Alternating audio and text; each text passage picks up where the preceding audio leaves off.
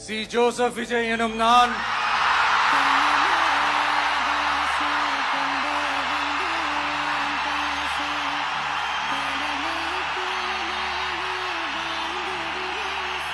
சட்டப்படி அமைக்கப்பெற்ற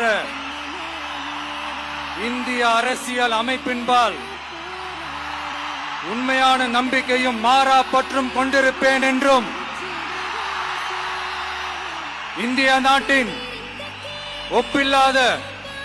முழு முதல் ஆட்சியையும் ஒருமையையும் நிலை நிறுத்துவேன் என்றும் தமிழ்நாட்டு அரசின் முதலமைச்சராக உண்மையாகவும் உளச்சான்றின்படியும் என் கடமைகளை நிறைவேற்றுவேன் என்றும் அரசியல் அமைப்பிற்கும் சட்டத்திற்கும் இணங்க அச்சமும் ஒருதலை சார்பும் இன்றி